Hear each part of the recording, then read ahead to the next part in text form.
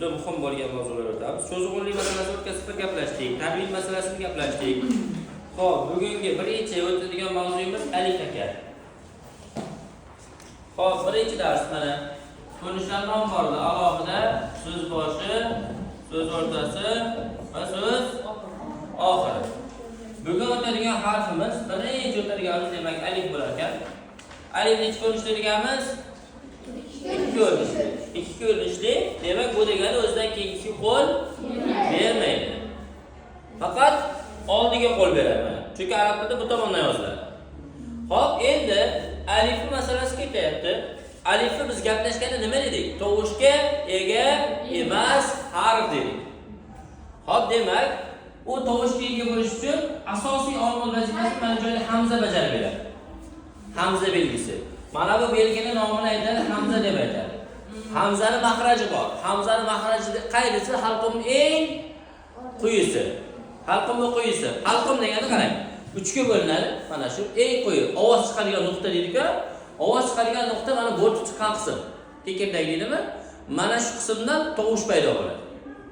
Tovushi paydo bo'ladigan nuqta shu. Ba'zilar aytadi, hamza, masalan, kindikdan unaqa, voy, eng oxirgi nuqta mana shu.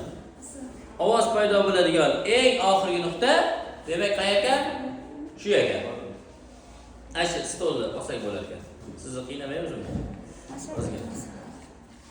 Uzr lekin.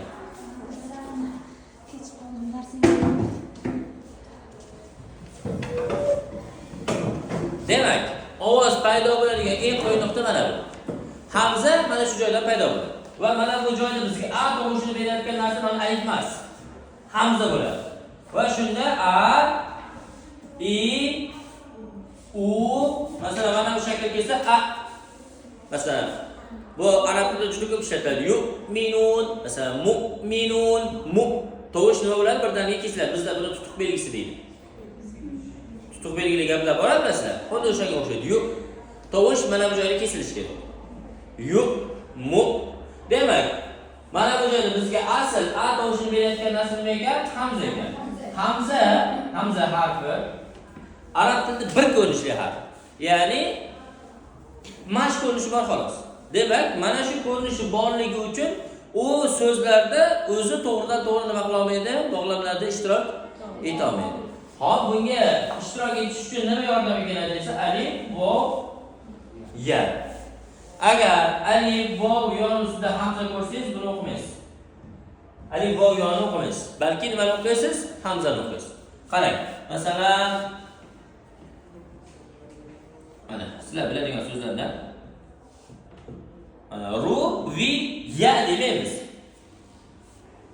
Ru, vi, a deymiz. Tushunarliga? Ru, vi, a. Mana bu joyda ham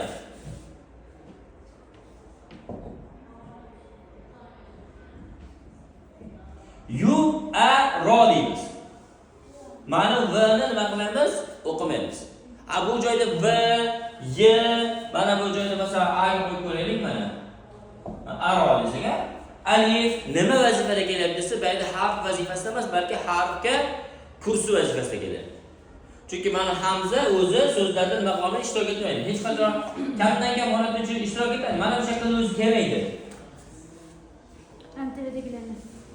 Demak, mana bular bilan nima bo'lib keladi? Ustma-ust keladi. Bularga keladigan o'rni bor. Buni gaplashamiz xolos.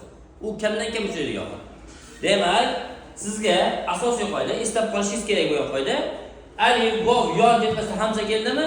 Hamzani o'qiysiz. Alif va yana o'qimaysiz. Tushunarliga?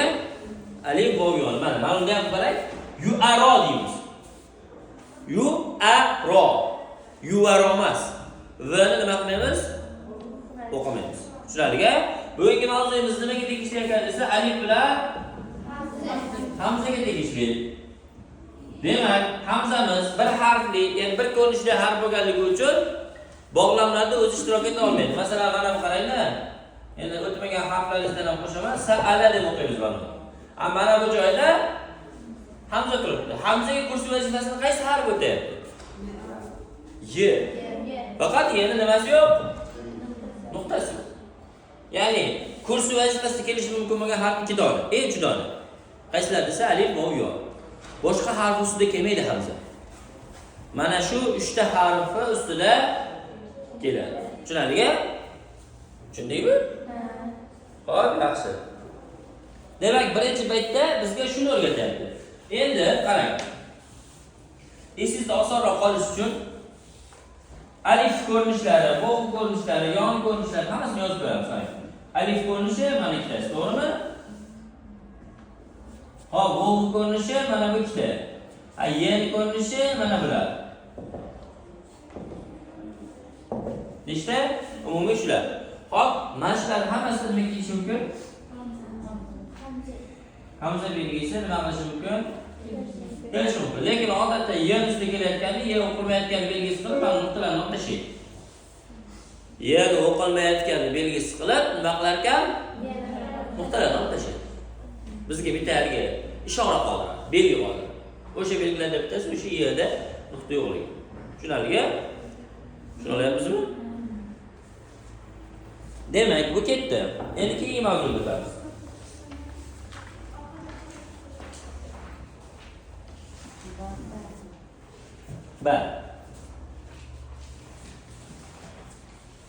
Endi bitta belgi bor, mana bu belgi. Mad belgisi deydi buni. Odatda ikkita alif kelgan paytda ham shuni qo'yadi grammatika kitobida. Ikkita alif masalan bunday kelar-ku.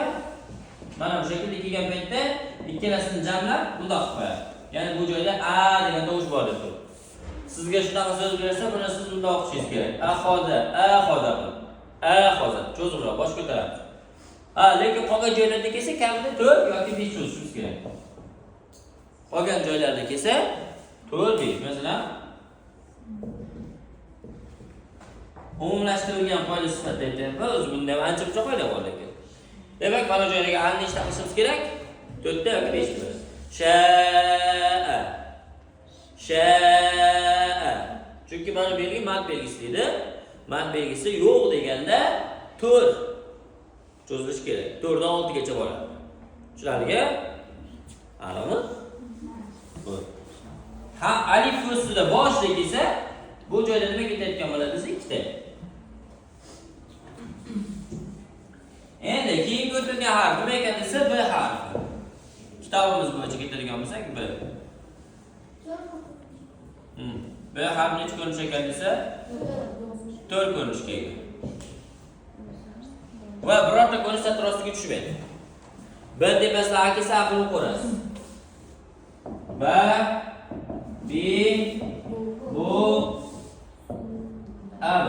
Nima bor deganmiz? Qalqala. O'tkazib gaplashganmiz sizlar bilan. Qalqala bu harfi mahrajini nima qilib qo'yish? Tebratib qo'yish. Tebratish qanaqa bo'ladi desa, o'zi harf mahrajida nima bo'lish kerak? B hosil bo'lishi, lab bir-biriga tegish kerakmi? Qalqala shu mahrajdan uzoqlash. Qalqala degani shu mahrajdan uzoqlash. Ya'ni tegiboq qaytishimiz kerak. Ushlab qolsak ham xato bo'ladi. Ab, xato. Ab, ib, ub. Ba'zi kitoblarda keladi, masalan aytadi. Zammaga moyilroq qilib talaffuz qilish kerak, gir qalqala. Abu. Bu xato. To'g'ri variant qanaqa desa, to'g'ri variant lab tegiboq qaytayotganda chiqayotgan tovush bo'ldi. Qaysidir a, i, u ga moyil qilmaymiz. Tushunarli? Xo'p, demak, 14-bet qaranglar. Birgalikda o'qiylik shuni. 14. Ochinglarmi? Ketdi. Ba, og'iz o'rtacha ochilish masalalar. Ba, jam tushiram. Bi, lav oldinga chiqadi. Bu, ketdi. Ba, bi, bu, keyingisi. Ban, bin, hamma qo'lini qo'yib olsin, men to'g'ri ketayotgan, noto'g'ri ketayotgan his qilib turay. Bun, abi, ibi, ubi, babi, bibi, qalqala ya, bubi, abun, babun, abin, babin, aban, baban, babu, babu, babi, babi, baba, baba, baba, bi,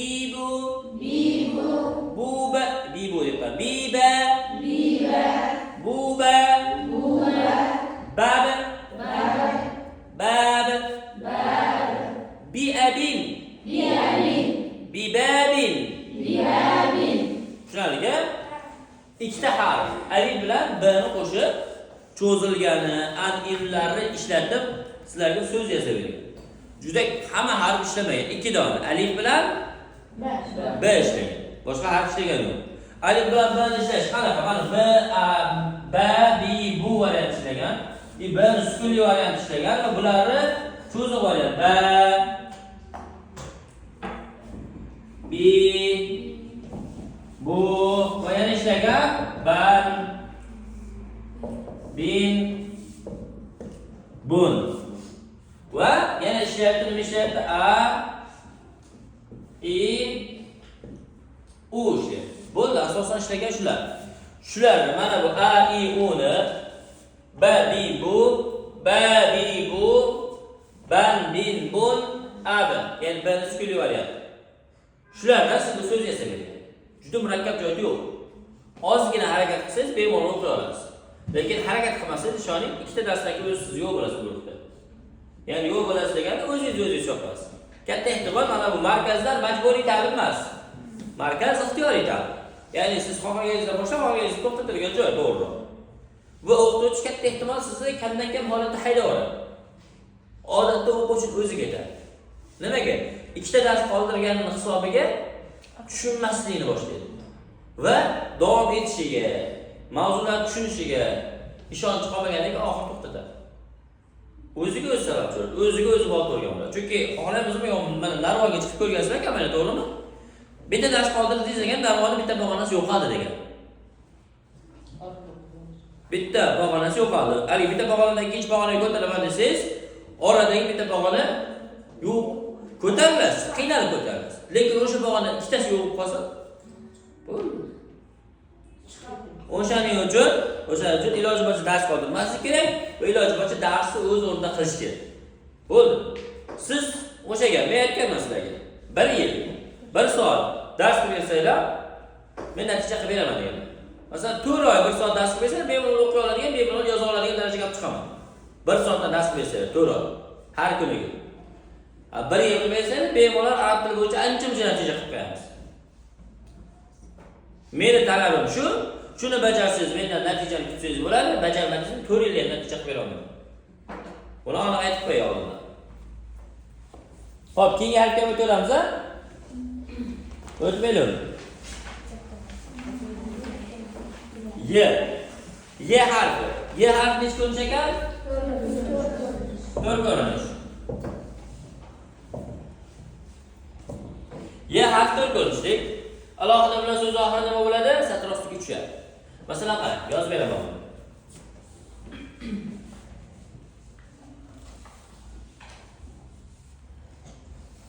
Mana yana mana so'z boshi, so'z o'rtasi.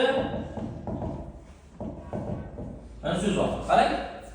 So'z boshi tepada, so'z o'rtasi tepada, so'z oxiri esa satr ostiga tushgan. Demak, yerni ikkita ko'rinish, ya'ni alohida bilan so'z oxiridagi ko'rinish nima bo'lar ekan? Satr ostiga tushadi.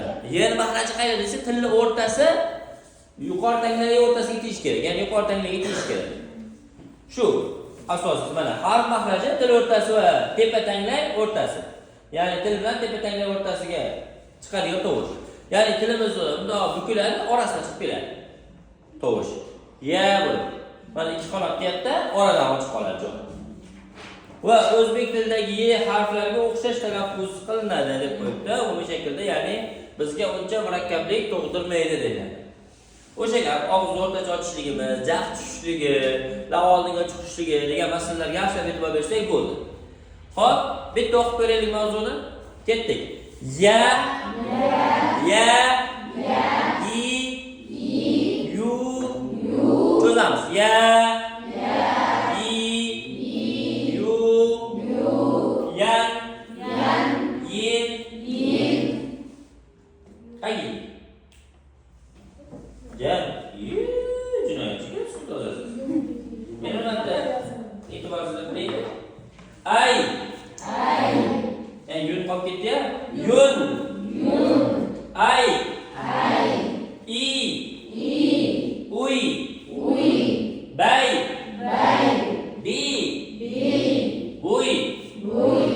Tushunarli?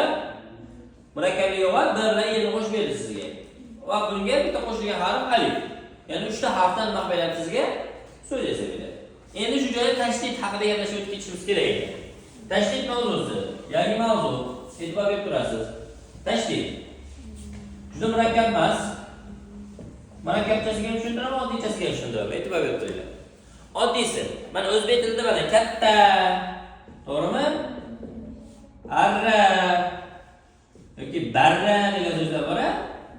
Barra degan gap bor. Yoki latta shunga o'xshash so'zlar bor, to'g'rimi? Arab tilida shunaqa ikkita bir xil o'ndosh kelib qolsa, 2 marta yozib o'tirmaydi-yu, katta degan so'z bo'lsa, mana tilga mana bu yerga qo'yib bo'ldi. Shu belgi nimani ifodalaydi desa, shu belgi mana shu tilni ikkitaligini ifodalaydi. Ya'ni o'zbek tilidan farqi shunaqa.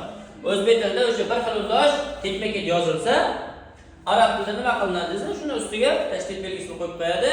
Demak, o'sha harf nechta degan ekan? Ikkita. Masalan, qarang. Mana abada bundoq qilib qo'yadi. Demak, mana shu bir nechta degani 2. Abba. Tushunarli? Demak, oddiy tushunarkanmiz. Tashdid nima ekan desa, ikkilantirish. O'sha harf ikkita bo'ladi. Abba, hop endi tashdidga aloqador masala. Tashdid tepasida harakat kelishi bor, tashdid tagida kelishi bor. Umumiy masala shu haqida ketadi. Agar tashdid tepasida kelsa harakat abba deb o'qilaveradi. Tepada kelsa. Lekin shu narsa agar tashdid tagiga tushib qoladigan bo'lsa, mana bu shaklda abbi deb o'qiymiz. Tushunarli? Abbi. Mana bu tagida bo'lsa ham deydi ular. Harf tagiga tushmasa ham garchi. Tashdid tagiga tushdimi? Bo'ldi. I deb o'qiladi. Va xuddi shunga muqobil variantda mana buni ham shunaqa o'qiladi. Bu ham xuddi shunaqa. Ya'ni talaffuzda hech qanaqa farq yo'q. Abbi, abbi. Farq nimada desa, harf tagidaligida yoki tashdid tagida. Tashdid tagida bo'lsa ham i, harf tagida bo'lsa ham i deb o'qiladi. Tushunarli? Bu umumiy tashdidga tegishli qoida. Endi tashdidni murakkabroq qoidasini aytadigan bo'lsa, murakkab asasi bu. Tashdid nima desa, ikkita bir xil harf birinchi sukunli, ikkinchisi harakatli bo'lganda qo'yiladigan belgi deb ta'rif beradi. Endi shu ta'rifni tushuntiraman. Qarang. Hozir mana biz o'qidik. Robba deb o'qidik shuni. Bu asli qanaqa bo'lgan? Bu asli mana bunaqa bo'lgan.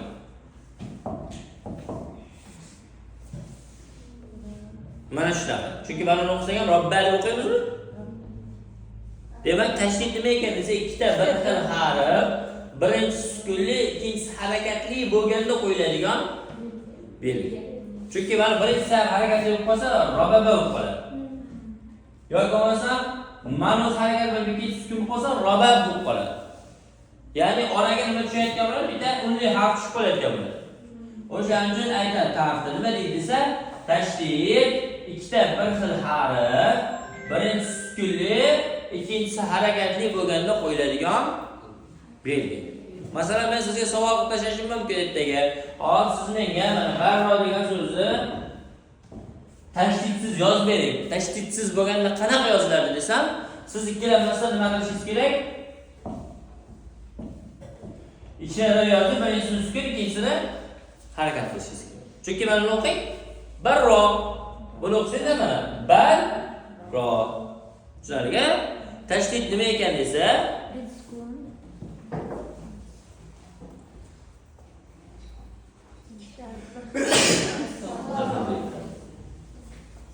ikkita bir xil harf, birinchi sukun, ikkinchisi harakatli bo'lganda qo'yiladigan belgi. Tushundingmi? Aniqmi? Sizlar ko'raman. Demak, arab tilida ikkita bir xil o'ndosh kelsa, nima qilmas ekan? 2 marta yozib o'tirmaydi-yu. Shunchaki tepasiga tashdid belgisini qo'yib qo'yadi. Bu masala yechib hal. Tushunarli-mi? Va tashdid hech qachon so'zni boshida kelmaydi. Shu narsani eslab qo'ying. Tashdid so'zni boshida kelmaydi. Masalan, masalalar tepasida kelmaydi. Chunki buni o'qimaydi, robba bo'lib qoladi. Chunki tashdid yozsak birinchisi nima bo'ladi? birinchi harf bo'lib qoladi, shuni tashdid yo'lsa, ikkita bo'lib qolmaydi, birinchi harf sukun bo'lib qoladi. Arab tilida sukun bilan so'z boshlab bo'lmaydi. Arab tilida sukun bilan mana tashdid yo'ydik. Mana barromida tashdid yo'ydim. Tashdid topib bo'lsa, birinchisini sukun qilib yozaman, ikkinchisi harakat. Demak, tashdid yo'ysang, birinchisi asli nima ekan? Sukun. Arab tilida sukun bilan so'zni boshlab bo'lmaydi. O'shaning uchun so'zni boshida tashdid belgisi kelmaydi. Shularga aniqmi? Mashg'ullarga yomon uyqusi kelyapti. Turing. Sizga mana. O'tirishni aytib bormi? Aytgan topshiriqni bajarsangiz, o'tirasiz. Bajara olmasangiz, tikka turasiz 10 daqiqa. Kelishdingmi? Siz menga yashasin Sasha deb 5 marta ayting. Yashasin Sasha, yashasin Sasha. Biz de uyuyor, böyle yapıyoruz. Yaşasın Sasha. Ha. Sasha yazılsın da ya Sasha yazılsın. Nima ne yazılsın?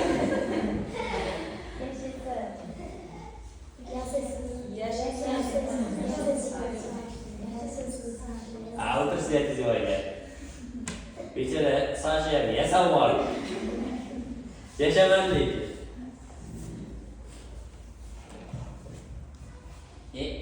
Mana degani. Necha ekan? 15 ekanmi? Bo'pti. 15-12 da o'tirasiz. Eslaganingiz. Hop. Tashdid masalasi tushunarli-a? Demak, mana bu nima deb o'qiymiz? Aya deb o'qisak, mana bu shaklga kelsa, ayya. Tushunarli-a? Hop, ketdi. Pastdagi o'qib qo'yay, tashdid belgisini pastda berib qo'ygan. Ayya. Hop. Ayyi. Ayyu. Ayyun. Tushunarli-a? Mana shular. Böyle mi deniyor mu? Bo'lgan so'z asli. Va ha. Nega bankilar qabul qiladi? Yo'q, o'sha qolmadi. Siz nima qilasiz? Biz yana nima turgan ko'zda yana umid qo'shib beradi. Bezlik ham shuncha bo'lar bu hayot. Ya orqa partada o'tirsam bo'lganda, oldinda turib. Hop.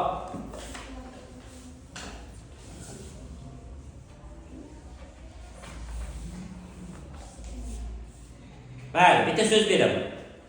O'qib bera olsangiz o'tirasiz. Kelishdingmi? Armon olib ketmang. Kim o'qib qo'ysa, bu ham ketmaydi sizga sherik. O'qingchi.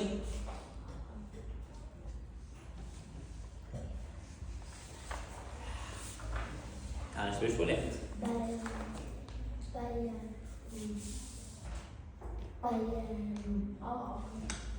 Mana nima? B mi? Tepasida ba bo'ldi. Mana nima qilamiz? Nima? Hop, ikkita qiling. Ikkita tami? Hop, bay. O'tirishga aytib joygan, ha? O'zingiz turayapsiz, o'tkazgingiz kelyapsiz shu. Bayyaro. Bak yaxshi, mayli. Hop, ketamiz. Keyingi harfimiz qarang. Qaysi harfga harf kelsa, o harf. O harf necha ko'rinishda desa? 2 ko'rinish. Demak, bu ham o'zidan keyingisiga ulanmaydi degan. Kim yo'qsi kerak? Aytinglar-chi. Yo'qsi keraklar bormi? Shiri qidiryapmiz. Bormi shunaqasida. Hop, o harf 2 ko'rinishlik, ikkalasi ham satr ostiga tushadi. Mana qanday bo'ladigan bo'lsa, tekkadagi bilan shug'ullanasiz. Mana, ko'rasiz-a? Ikkalasi ham bo'ladi, satr ostiga tushadi. Asos qismi bo'ldi, o'la qismi tepada qolsa ham qolgan satr ostiga tushadi. Hop, bu harfni tepasida akasi harfini ko'rasiz. Va, vi, u, av. Va da u degan gaplashganmiz. Lav oldinga chiqishi kerak. Lav oldinga chiqishi kerak. Au, au, va, vi, u. Ko'ryapsan? Va, vi, u. Masalan, yawmi, yawmi. Labni chiqarmasak bo'lmaydi. Lavlarga cho'tga ish kerak deb, xuddi shu. Oldinga chiqmasa bo'lmaydi. Mana kitobda ham rasm bergan, tomosha qilishga. Zerik qolgan nima qilishni bilmaslar, kechada kitob. Ko'pchilik rasmli kitoblar yaxshi ko'radi, rasm bergan. Lavga e'tibor bersangiz, yaxshilab mana. O'zi ishora ham berib qo'ygan. Lav oldinga chiqishligi, cho'chchayishligi masalasi bo'yicha. Mana ikki lavni oldinga cho'zish bilan talaffuz qilinadi. Ushbu harf o'zbek tilidagi v harfdan farq qiladi. Chunki o'zbek tilida lav oldinga chiqarish degan masala qo'yilmaydi. Lekin arab tilida nima qilinadi? Qo'yiladi. Lav oldinga chiqadi. Tushunadiga? Va, vi, u, au, iu, u. Tushunadiga? Arabmi? Biza bir kino qo'yib kelmaysizmi? Bugun kino bo'ldi.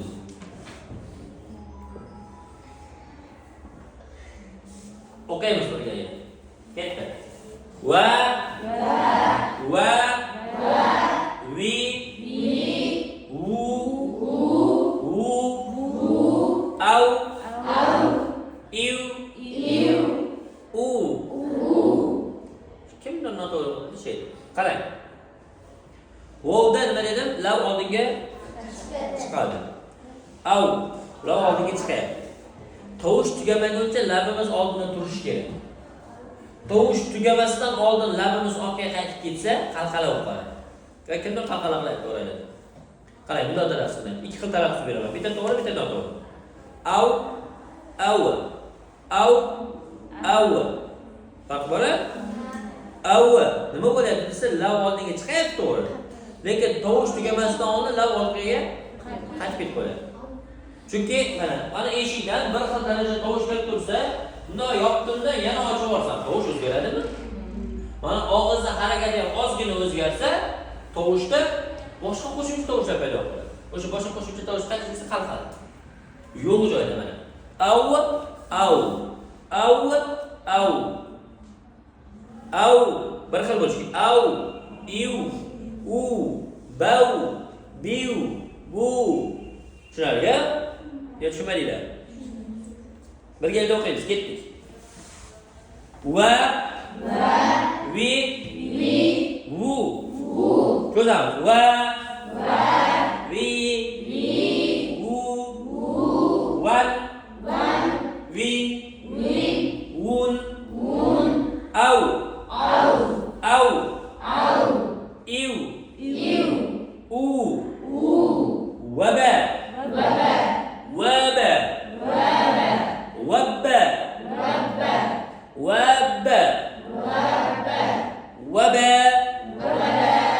wabba, bawaba, bawwaba, bawwuba, bawwabun, bawwabun. Tushunarli ya?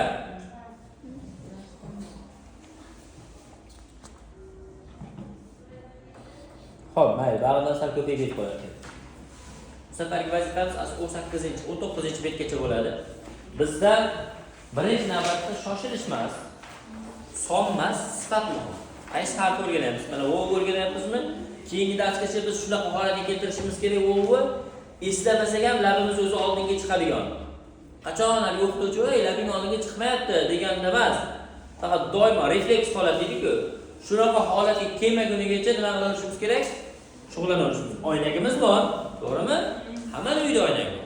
Oynak bilan ishlamasak bo'lmaydi. Chunki arab tilida mana o'tkazib aytdim, jag harakati, mana jag'lar ishlamasa, tovushlar lotincha qolaveradi. Mana sukun sichol bo'lib ketadi. Shu tushuntirgan. O'shaning uchun tovush haqiqiy ma'noli arabcha bo'lishligi uchun, arabcha aksent berish uchun nima qilish kerak? Mana jag'lar ishlashimiz kerak.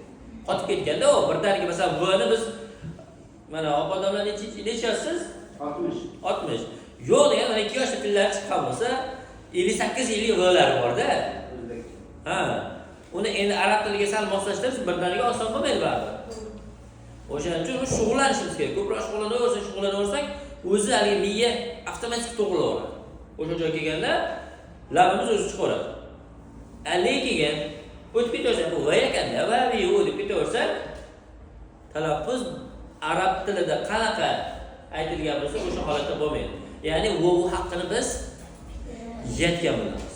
Haligi ba'zi harflar haqqini yesangiz, ya'ni birdaniga sezdirmasi yo'q, lekin kun kelib sezdiradi. Mana o'zbek tilidagi i'ni aytganmiz-ku, i'ni haqqini yedi, mana yo'q bo'ldikda.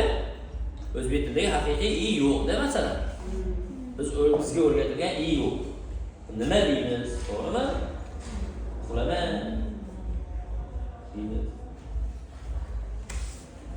Shu umumiy shaklda sizlarga o'tilgan masalalarimiz alif bo'ldi, ba bo'ldi. Ba'da asosiy e'tibor berganingiz nima ekanligini qalqala, abi, ibi, ubi, ha? Undan keyin o'sha og'iz o'rtacha jag' tushishligi, lab oldiga chiqishligi, abi yerdagi masala, yerni tashdid masalasini o'tdik asosan. Tashdidni nima qilayotganimizni o'sha harf ikkitalik qilib o'qib ketamiz. Hop, vovda lab oldiga chiqish masalasi, ya'ni asosiy planga ko'tarildi. Asosiy vazifalar sizlarga shular. 19-betgacha bo'lgan lug'atlar o'zi sizga namuna bergan. O'sha namunani bo'yab chiqasiz. Iloji bo'lsa qalamda bo'yang. Iloji bo'lsa mayli ruchkada qiling, lekin chiroyli qiling. Agar siz kitobingizni ko'rgan odam bir yig'lamasin, bir siqilmasin. Qalam yaxshi. Ha, qalamlarni o'chirib qo'yib, ha, to'g'rilab o'zingizga yoqadigan qilib. Ha.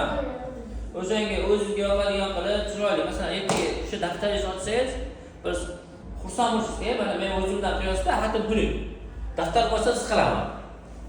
To'g'risida, daftarimni ochsam siqilaman. Chunki xatim bunligini o'zim bilaman. Siz boshida mana endi qo'lingiz kelishayotganda, siz qo'lingizni nimaga o'rgatsangiz o'shanga qarab ketadi. Boshida shuni o'qituvchi aytgani uchun emas, o'rganaman deb qilsangiz, chiroyli bo'ladi hammasi. Lekin asha ovozing o'chgur aytganda shuni qilishim kerak, yozishim kerak desangiz, u foydasi bo'lmaydi. Ya'ni kimdir uchun emas, o'zingiz uchun qilsangiz, o'zingizdan ertaga ochib o'qiganingizda ko'rganingizda mazza qilasiz. Arab tilidagi yozuvlar ishoning, o'ta chiroyli shaklda keltirsa bo'ladi. O'ta. Yozuvlar ko'rgansizlar, o'zi arabcha yozuvlar. Hali peshtoqlarga yozib qo'yadi, har xil joylarda ko'rgansizlar. Siz ham qo'lingizdan keladi shu narsa. Uning uchun o'sha boshidan qo'lni chiroylab moslashtirish kerak. Shoshilmasdan, xotirjam, bor e'tibor, bor mehrni berib, ustidan bo'yab, keyin albatta berilgan yozishga beriladigan endi bu safardagi vazifalar beriladi yozishga, o'shalarni nima qilishingiz kerak, amalda qilishingiz kerak. Ertaga o'zingiz xursand bo'lasiz. Shu arabcha daftarlaringizni ko'rsangiz, ya'ni boshqa tilga nisbatan ancha yozuvi ham go'zalda. Talaffuz endi gapirmasa ham bo'ladi. O'shaning uchun yaxshi harakatingizni qiling. Qiyin emas, eplay olasiz. Sizning qo'lingizdan keladi.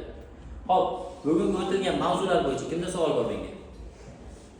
Savol hech kimda yo'q. Doim bering. Usta.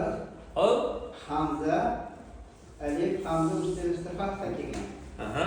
Mana 5-da alif usta fatha kelgan. Ikkalasida qanday talaffuz bo'ladi? Mana uni berganmi? Hozir mana uni so'rayapsizlar mendan. A, I, O, A, I, O. Umumiy shaklda qonun qoidasi bo'yicha mana bu to'g'ri. Doim shunaqa yozilishi kerak, shunaqa o'qilishi kerak. Chunki biz o'tdik, alif nima dedik? Tovushga ega bo'lmagan harf dedik. Demak, tovush yo'q harf harakat ko'tara olmaydi. Harakat ko'tarayotgan narsa asli hamza.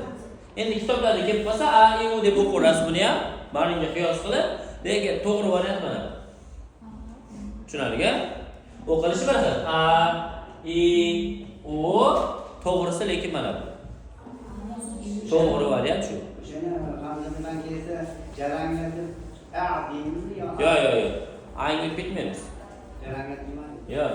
Ya, mana uning ikkalasi farqi yo'q-da. Bittasini jarang qilamiz degan narsa yo'q. Umumiy shaklda a, i, u. Tiniq a chiqadi, tiniq i chiqadi, tiniq u chiqadi. Faqat mana bu narsa ba'zi yozuvlarda uchrab qolishi mumkin, lekin bu asli to'g'ri degani emas. Asli bu xato. Asli mana bu. Chunki biz alif o'rganganda nima dedik? Tovush yo'q dedik. Tovush faqat cho'zishda bo'ladi. An cho'zayotgan paytingizda bo'lishi mumkin. Lekin mana bu holatlarda asl tovush yo'q. Tovush yo'q harfga harakat qo'yish noto'g'ri asli. A, I, U degan harakat qo'yish noto'g'ri. O'shaning uchun mana tovush berayotgan narsa nima deymiz? Hamza deymiz. Tushunarli? Yana kimda savollar? Yana bitta savol bor. Aha. Ikkita ayn bir joyga kelsa, Ikkita hamza bo'lsa kerak. yo'q, aynning ikkitasini bir joyga kelgan joyi bor. O'shani yad'uni yadi. Ha, yado. To'g'ri o'qish. Ha, u hamzani o'tamiz. Yo'q, ayn ikkitasi bir joyga kelsa, Hamza ayn ikkitasi bir joyda emas, tashkil bilan berilgan. ha. Yad'ul, yad'ul. Yad'u bitta ayn, o'da kech. Yad'u. Yad'u. Qur'on chiqadi. Yad'ul. Buni kelamiz xudo xolasa. Ayn bo'yicha hali ancha qo'shiqlar aytamiz sizlar bilan. Bayramlar qilamiz. Masalan, ayn borasida ancha gaplashamiz. Hop, savollar bormi yana? Savol. Yo'q. Yo'q, o'ta olimlarda bo'lmaydi. Zo'r chuvorgalar. Daftar. Ya, Daftar. hamma men tushunmaganlar yo'q, daftarski, so'toq. Ya, benim de işte bundan maqsad.